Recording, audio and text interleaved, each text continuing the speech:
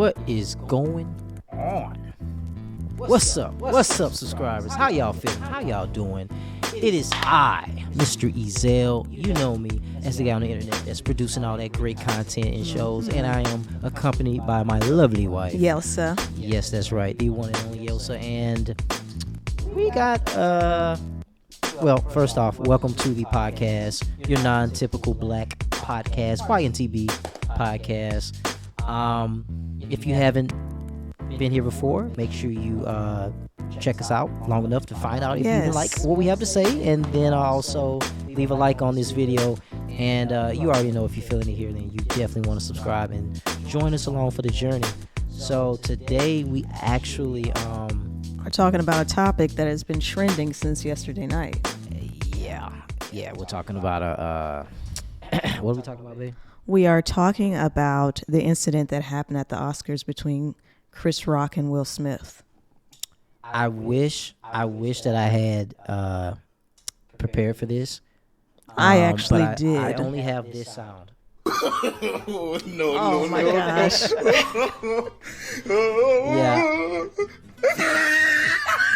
Yeah, I'm sorry. I wanted to have a slap sound, but I don't have one.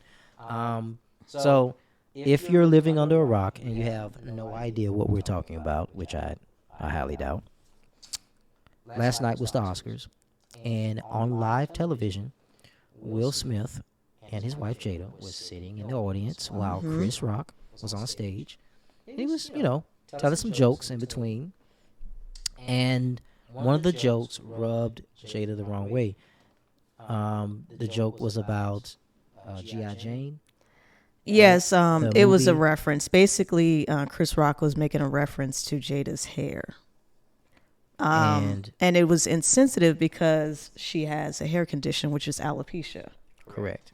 And alopecia, for you all that do not know, alopecia is a condition that causes you to lose your hair. Yes. It usually comes out in chunks, clumps. The hair follicles are not producing hair. So, and for some people, it's an autoimmune problem. Like specifically for Jada, attacks. She's having autoimmune issues. Yeah, which well, I'm not gonna go into that. That's more personal for me, but I can relate to something like that. But I mean, I don't have alopecia, I was gonna say, but this. Right, yes. right, exactly. And that'll probably be a podcast for another day. But yes. Anyway, so he gets to this G.I. Jane joke, and to get straight to the point, Will Smith goes up there and he slaps Chris Rock live on television. Slaps him. Now, some people believe the slap was fake. Some people believe it was real.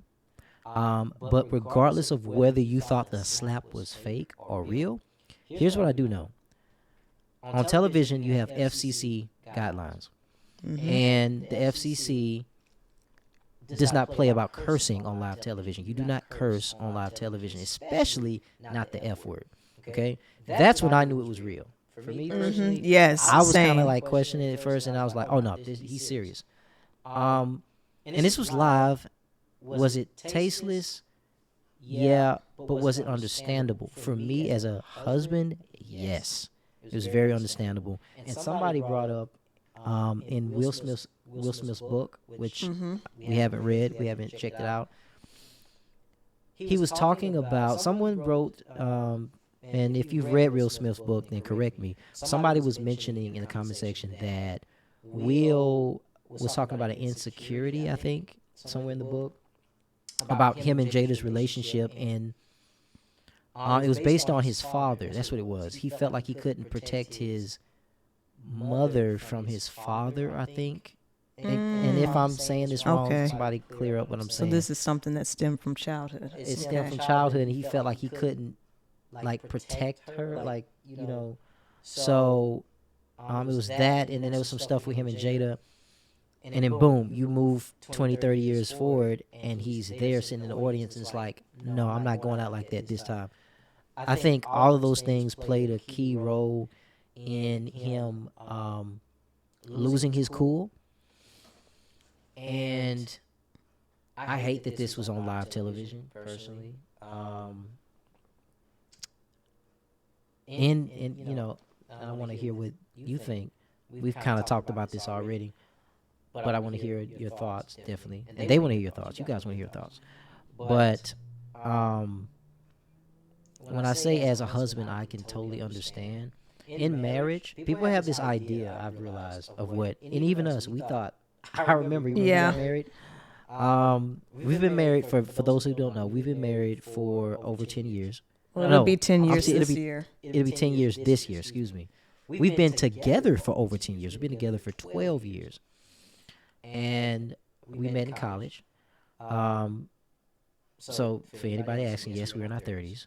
Me, I'm personally a little bit later 30s. But anyway, the point is that we've been through a lot together. And when you're in a relationship, when you're in a marriage, it's a lot different. Like what I was going to say, when we got married, I remember we came from the courthouse and we were looking at each other like, do you feel different? I was like, nah, do you feel different? Like we were so indoctrinated with the idea that marriage is this magical thing. Yeah. That when you get married, you literally feel different.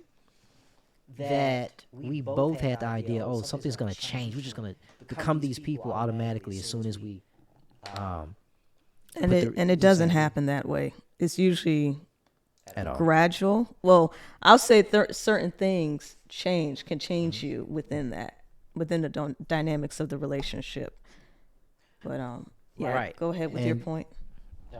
If you guys are watching this, I'm checking my microphone because sometimes there's like this weird echo that we've been getting, and we've been trying to figure out like production value. How can we get better with that? Exactly. Yes. But anyway, so becoming a husband, learning how to be a wife, learning how to be a husband, learning like these things. This is what nobody told us. We thought it was just gonna, just boom, and you got it, and it's not like that at all. Now, what does that have to do with Will and Jada? Well, I'm not going to speak on those things personally in our relationship, but you'll think back to something that happened 7 years ago with your wife, or vice versa, her with me, and you'll use that as a basis point for your determining how you're going to react to this new situation that's similar but different. And you're thinking of several things. If I don't get up here and I take care of this, my wife is going to think about that thing that happened 7 years ago, about that thing that happened 4 years ago. And she's going to use that to justify something we're personally having a problem with right now at this very moment in our relationship. And that alone, people on the outside single people don't understand. I mean, maybe if I, break it down to them, but they're like, okay, still, you need to, I see a lot of people saying it was very tasteless, and I agree with all that. But there's no empathy unless you're married. I haven't seen the empathy from a lot of people of understanding they're having marriage issues. This has been going on at least, I've been aware of it since, 2019, since the August Alsina incident. That happened in 2020. It was very public, and it's not a laughing matter. Obviously, they're fighting for their marriage. Obviously, they're trying to make certain that they stay in it for the long run. There are grimy parts to marriage. There are, that's reality. Do I think he should have handled the situation like that? No, I don't, ultimately. But at the same time, I also understand why he did it and how he may have felt that brought him to that point to do that. Because sometimes, and you tell me if I'm wrong, sometimes if a man doesn't handle a smaller situation in a certain way, I mean, it can lead to that woman feeling like, well, if he handled this situation that way, what makes me think he's going to handle an even worse situation?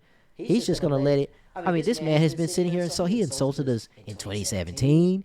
He came back in 20, insulted us on da-da-da. And at some point, the joke isn't funny. Like, you know what I'm saying? So now Jada's like, oh, Will's not going to do anything. He's going to laugh it off. I can't trust him. That's unattractive to a woman.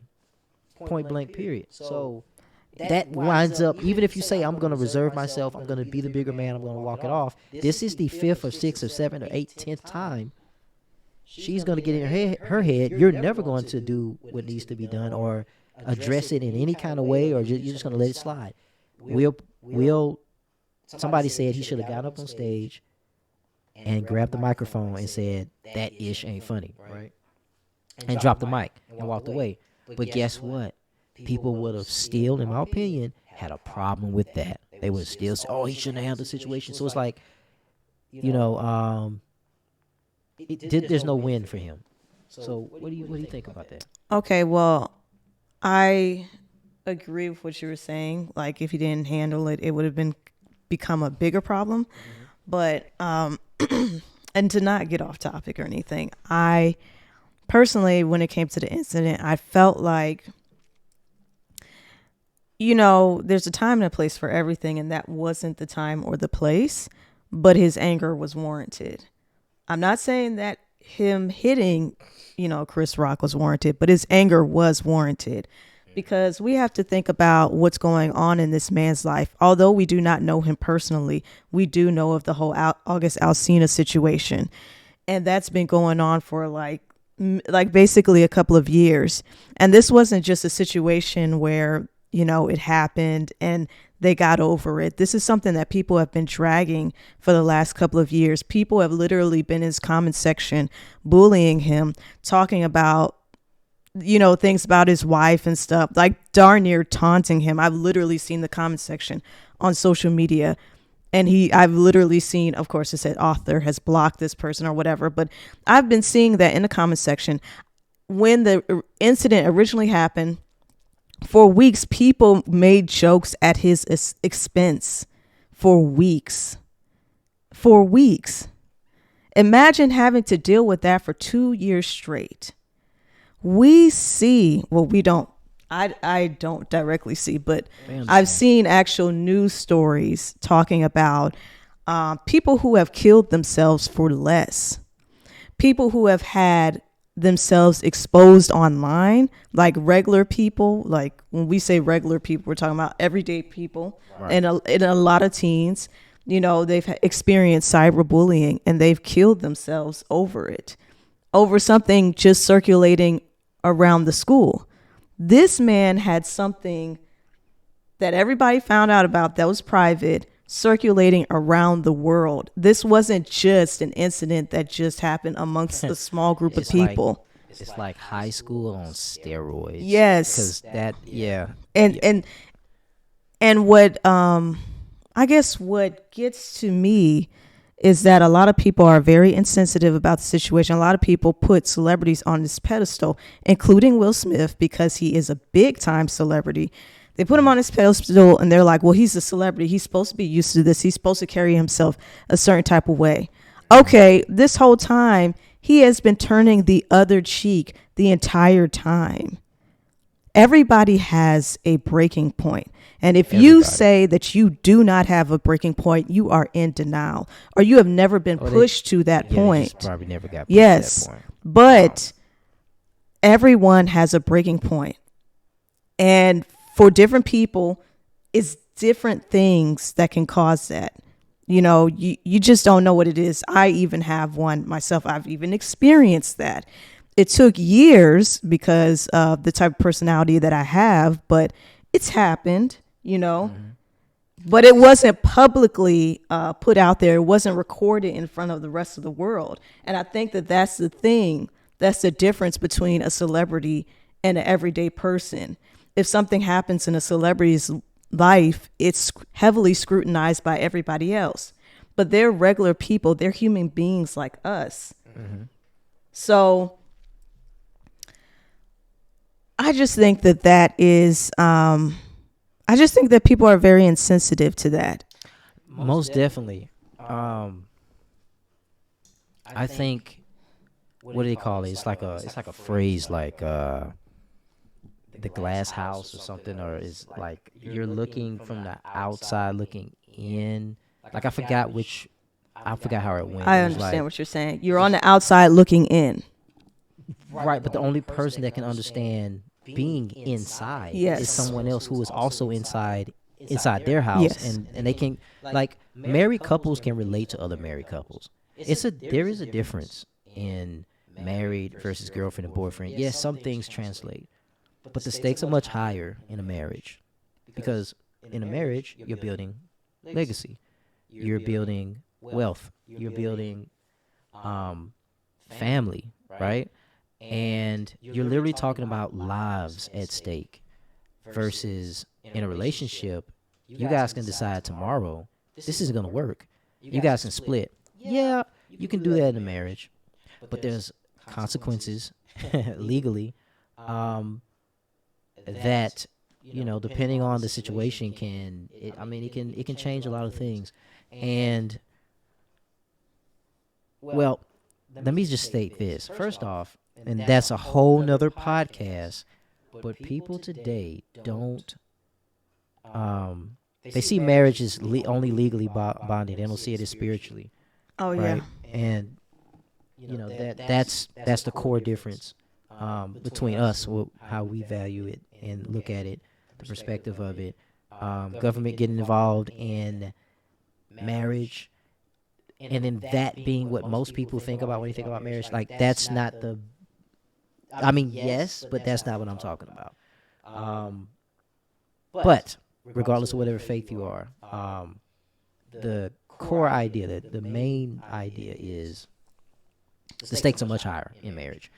And if you're insensitive or being, like, not seeing it from his perspective, or just at least try. All I'm saying is at least try to see it from Will Smith's perspective. Imagine if you were famous, what you would have to deal with. We all talk about the money, the cars, the clothes, just being able to pay for things. Like, okay, what about the negatives? Now, see. What about the negatives? Nobody thinks about the negatives. Yes, and that goes back to people in one breath, they'll say, oh, they're a celebrity, they should be able to deal with that. And then in the next breath, they'll say, oh, well, money doesn't buy happiness. Absolutely. It doesn't, but, and I could tell you just some things you think are so great. I promise you, after a few months, maybe even a few weeks, after a few months of not being able to go outside your house, I'll tell you a quick story about why I can relate to this. Back when I was younger, I used to be a music artist, or aspiring music artist. I had fans. I had fans. I had, people that would buy my music at the time, and it got to a point locally, right, that people knew who I was and I didn't know who they were. And so I would go maybe, 15, 20, even an hour away, out of town, and people knew who I was, And I would say this is like lower Alabama. And so it got to a point where people wanted to, like, I introduce people and try to know them on a personal level, and it's like they're stuck here at, oh, what is Zale going to do today? What is it? And I'm trying to get them to know them personally. I'm trying to get them to know, the real me. And they just want to know Zale. And so it became like, I didn't feel like I was truly connecting with people. Right? Mm-hmm. And I used to introduce myself as Zale. So for anyone wondering, so my first name is Antheus, okay? And I would go by Zale. And eventually I just wanted people to know Antheus, right? Because I just got tired. It was like I wanted to make friends, and it was hard for me to make friends as the artist versus making friends as the actual me, right? Mm-hmm. Zale was just a part of who I am. It was only a certain part of the spectrum of who I am, right? Which is the artist, the musical side of me, right? The playing music, making music, talking about music, creating lyrics, poems, poetry, all that, the artsy stuff. That's there. But then when I'm not doing that, this is me. And that became a problem. I used to think it was just, this is just what we have to deal with. But it got really bad. And I remember when I went to Clark, shout out to Clark Atlanta University. I moved to Atlanta, and I went to Clark Atlanta University. There were a lot of musicians on the campus. A lot of people doing music. Obviously, it's Atlanta. I could have said, "Hey, I'm a music artist from Alabama. Blah blah blah blah. Let's link up. Let's collab. Let's get let me network in your pool." I stepped away from it completely. I would see people rapping on campus. I would see people making beats in their room, and I just walked by them, acting like I did not know a thing about music at all. And I connected on a regular level, just an average Joe. I actually hid that part of me, and so connecting that back to Will Smith. There's some things with being a celebrity that you may think, oh, that's great, that's fine, that sounds. I would love somebody to come up and ask my autograph. It's like, yeah, you don't mind that once, twice a day, maybe even 5 times a day. When it's happening everywhere you go, you got film cameras, you have you can't go anywhere, like you can't. And that's why I like the YouTube celebrity. Oh, because you can be a normal person still, yeah, and walk in, and only maybe 5 people, 10 people come up to them. There are some YouTubers that they're the same as Will Smith. They'll shut it down. But you have some there's different tiers. Yeah, I would have to agree, because I know someone that has 1 million subscribers, and she just recently started taking a class, like an educated class, and most of the people in there did not recognize who she was. They didn't even know who she was until they looked her up online. They were like, "Oh my gosh, you're this huge, like you have your own line and everything." Oh, now they're clout chasing. Yeah, I mean, I don't know. I think it's so interesting also that we're talking more so about Will. I feel like most of the time we were talking about, in general online, the big fuss was Will. Now, some people did talk about Chris Rock, but a lot of people brought it back to Will. So I will say this, at award shows, especially the Oscars, they always have comedic relief. It depends on who it's comedic for. That sounds really terrible to say that, but sometimes Oscars tend to be a little bit on the dry side. So they try to hire certain types of comedians to come in. And Chris Rock is known to be a bit more edgy, a bit more crude with his jokes. That's just him. That's how he's always been. So when it comes to comedy, and when it comes to telling jokes and stuff, that kind of comes with the territory. You kind of have to deal with people like that. You kind of have to deal with heckling, because that's going to happen at award shows. They always do that. They always pick out different people in the crowd. And I think it's funny that people were saying, oh, these jokes happen all the time and other celebrities never reacted.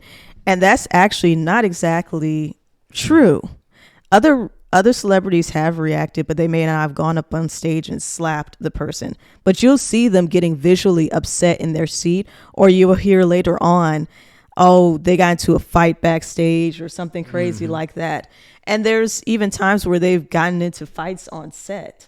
So this isn't something that's necessarily uncommon. It's just it happens so publicly. You know what? I wonder? They were already talking. I remember in 2019, Marlon Wayans, shout out to the Wayans family.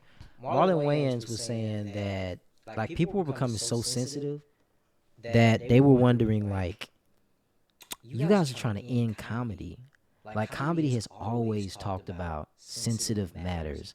The guy in the wheelchair, the woman whose arms got cut off. It didn't matter. It was inappropriate. It could be raunchy, but it was real, and people liked it. It was like the red button you're not supposed to push. And I think what he was getting at was that it was forcing comedians to write down jokes, and then as they're writing down things, they're like, now better not say that one. They'll cross it off. So now with this, with the slap, it's like, yo, you better not say that one, my guy. He might just come up there and uppercut you, bro. Like, well, I don't know if you want to say it. He looks like he's not having a good night. I might just, but the funniest jokes were usually the most inappropriate.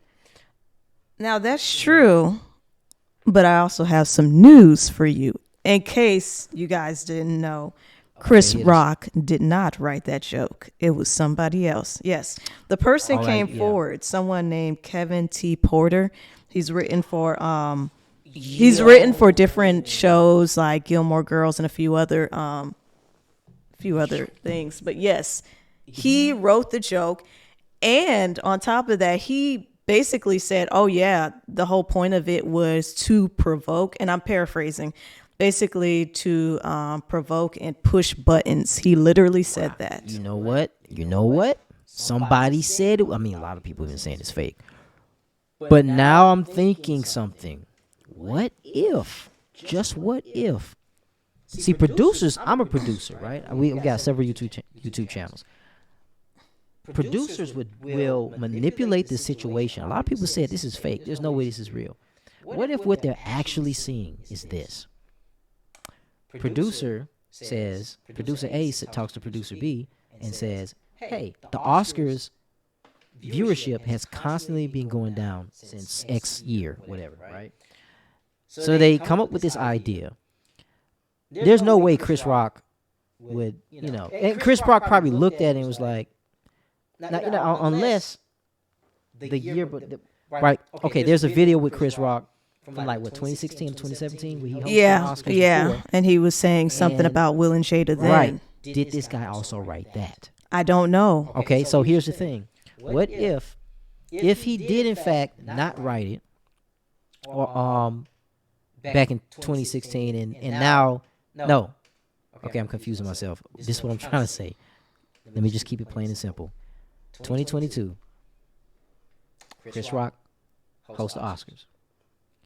His jokes are written by this other guy, but they're written by this other guy because producer A and B came together and said, I know how to get the viewership up. We're going to get Chris Rock. We're going to get a writer and get him to write an insensitive joke that will provoke Will Smith, because we already know they're having trouble.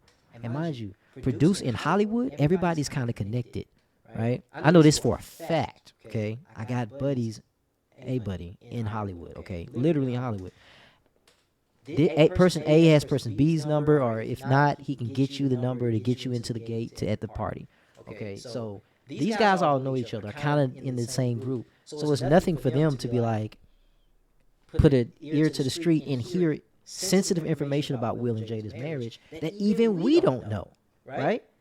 They know things that hasn't even hit the media, right? So they're like, oh yeah, it's really topsy-turvy. Tell you what, we're gonna get this guy. He's gonna write a joke. We need to be just enough to get a reaction out of him. That'll be the talk of the town, and we'll get the viewership at the Oscars back up, right? It goes overboard. It works too well, though. What if that's what happened? And now they have to do damage control because of it? And now they have to do damage control. But hey, they got the viewership up. Sponsors are coming in. Or maybe that's the thing. Maybe the sponsors are dropping because they're like, oh my God, I don't want to be associated with the Oscars. You guys. Well, no, it wouldn't be not associated with the Oscars. It'd be not associated with Will Smith, unfortunately. They wouldn't blame it on the Oscars itself if something like that happened. I don't know. I will say what? No, you pause for a second. Go ahead. No, just go ahead, because I kind of forgot what I was about to say. Yeah. So I don't know, guys. My perspective. I say my perspective on this whole thing. Number one, people need to be more understanding, right? I just me personally. I don't like it when people just automatically assume assumptions. Assumptions are horrible, right? you can assume, and we can make some appropriate assumptions, right? But there's still that 1% chance that you're wrong. Scientifically speaking, it's always going to be that 1% you might be wrong. So leaving that 1% there, we can assume, even with me saying that this is real, that this was actually real, the whole thing, I could be wrong. There's a possibility that this whole thing was manipulated, and Will and Chris Rock were in on it, right? There's argument for that. But it's also an argument for us. All I'm saying is to consider, number one, consider both realities, and also have empathy. Because just as a person, there's video footage of Will, Tyler Perry, and Denzel Washington at commercial break. Tyler Perry and Denzel Washington come over right after this incident and talk with Will. And you can see he's like, what is it, disheveled? He's like, he's emotionally off.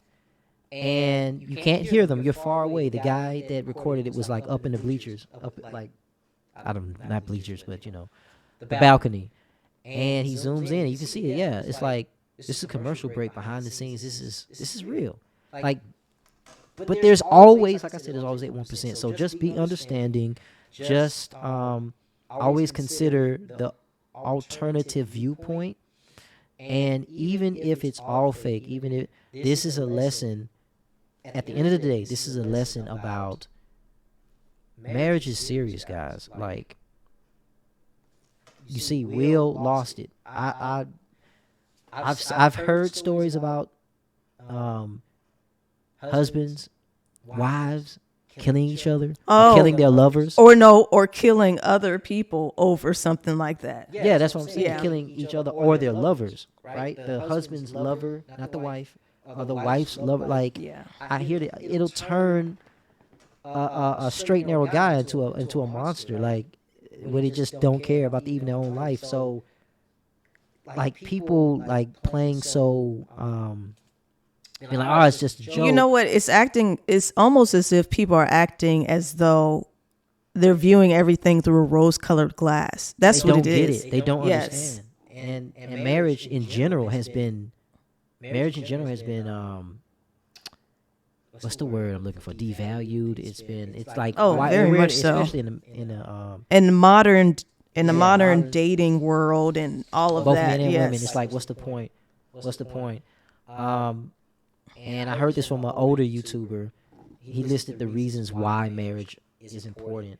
And one of them, he was saying, statistically speaking, if you want to have children and you want their heads to be on straight, you need to be married in a stable household, male and female, so that child can be raised. What is it? How do you say it? So the child just functions normally. I don't know exactly. I'm saying it loosely how he said it, but that was the end idea of what he was saying. I cannot speak for same-sex marriages. I don't know the stats on that. I don't know. I don't know. So, go ahead. Also, before we close out, I would like to say that I'm only saying this because I actually saw this online. Mm-hmm. This was not related to toxic masculinity, even though someone said that, which I think that person who said it was actually triggered. Yes, a lot of people are triggered. A lot of people, it triggered a lot of things in people. Wow. People who have had abuse from childhood, people who have dealt with, I guess, what they would call, quote unquote, toxic masculinity, all of that. People are really, really triggered and don't even realize that they're triggered. A lot of people do not realize it, but that's a whole nother topic for mental health. Yeah. But what I will say was, a lot of people consider this to be abuse. But what about mental abuse, guys? What about mental abuse using your words? Do you think that that's a big deal as well? Because technically speaking, Will has had to deal with a lot over the last 2 years. And bullying is a form of mental abuse. So are you saying that that's right too? Yeah. It's so many different ways you can dissect exactly. this. You said something with that triggering. That's a whole nother topic. It is. That would, oh boy. Yeah, triggered. That's what's happening. It seems like America, because the sensitivity, you turn the sensitivity up, you also, the triggered, words trigger you. This action. And the sad part is, people are triggered and they don't even know it. They're not even aware. No. In real time, they're not stopping themselves and saying, wait, why is this affecting me so much? Why is this slap? He didn't slice him open. He didn't cut him in half. He didn't. Why am I? He didn't even punch him. He just slapped him. That was people it. Said punch. I'm like, what punch? Anyway, it wasn't the reaction people are giving is not necessarily warranted. Like, some people saying cancel Will Smith, and I'm like, what? So it's funny because they kept Kanye West out, right? They kept Kanye West out. They thought he was gonna tear. And they got Will Smith. Like, you can't make this up. So you know, and we all want to just shoo Kanye West to the side. He's dealing with mental health, and then it becomes because this is your non-typical black podcast, we have to bring it up. It's like, why does it seem like if it's someone that is not black, I'll just say white, it seems almost as if their issues are, well, this person has a mental health, blah, blah, blah. And we're like, especially the people that do the most violent things. Yeah, but then the moment, you know, a musical genius, Kanye West, is having a breakdown, and mind you, his breakdown, at least with the Kim Kardashian thing, and him seeing his children and all of that, is actually not even crazy. Like the idea that this man is going crazy because he can't see his children. That happens. It happens all the time. They can't see their children. It's like, oh, he's crazy. Look at why he's crazy. Like, look at what's. I mean, he's been going through some emotional stuff. In my personal opinion, ever since his mother passed. But outside of that, this recent stint, what's going on right now with him dealing with his marriage and, well, his ex-marriage, and him being able to see his kids and how ugly it's getting or has gotten, his reaction is warranted. His reaction is warranted. So we're going to keep him away. And I get it. I also get it because I'm a producer. Because I have to say that because money. It's about money, too. You put Kanye West up there, and he does something like what Will just did to Chris Rock. Because we remember when Kanye West got up there and he was like, you know, the whole Taylor Swift incident. Yes, the George Bush, like he's very spontaneous. So they're thinking, we don't really, especially now that that was when he was all like normal, like, well, not the Taylor Swift, but you get what I'm saying. He had less to worry about mentally. And now they're like, do we want to take a chance on Kanye? We're not gonna deal with that right now because we don't want our sponsorships pulling out. We need this. That's what this was also about. So I see it ultimately. I keep saying we're gonna close out, but ultimately I see it both ways. I understand the choices of the producers, but I think that I also see producers also side with people that look like them over blacks that are in the industry when it comes to mental health, when it just comes to anything. But that's a topic for another day. Yeah, that's a whole topic. That's what I'm trying to. Yeah, because some of the things I'm saying need to be clarified. They need to be like further meshed out so that the viewers completely understand the point that I'm coming from, and that takes education. If you're not someone who's black in the African or African American community, you may not understand. That's going to take education. That's going to take maybe you personally doing some research of your own. that's going to take like maybe even if you don't have someone in the African American or Black community, African American Black, African American or African, because Africans understand this too, but it's a little different with Africans. Once again, that's a whole nother podcast. But if you don't have any way to reach out and talk to someone from the community, you're not gonna get it. You're not gonna get it. It may be hard, and it's some people understand. But anyway, I'm rambling at this point. I think this was a dope discussion. Like we really appreciate the I won't say there are 5 of you, but look at this, we're growing, right? You guys have got us to, we're currently at 19 subscribers. 19. So we really appreciate each and every one of you that have subscribed. You enjoy our conversations.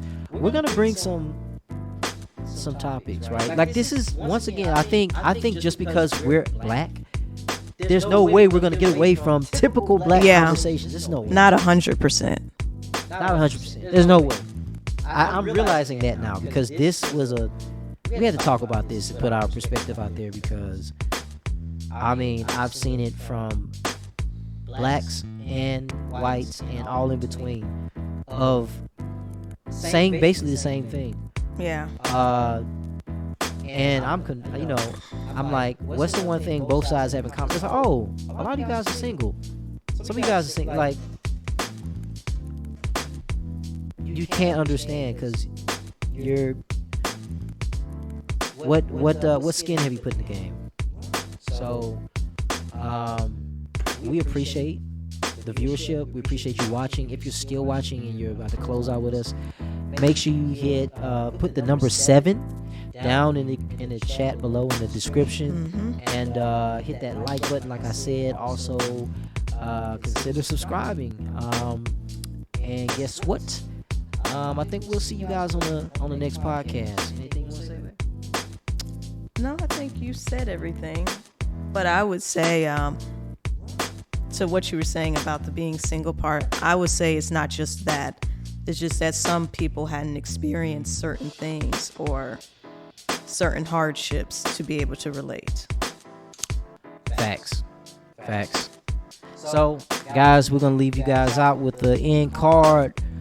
Deuces. Till next time, guys.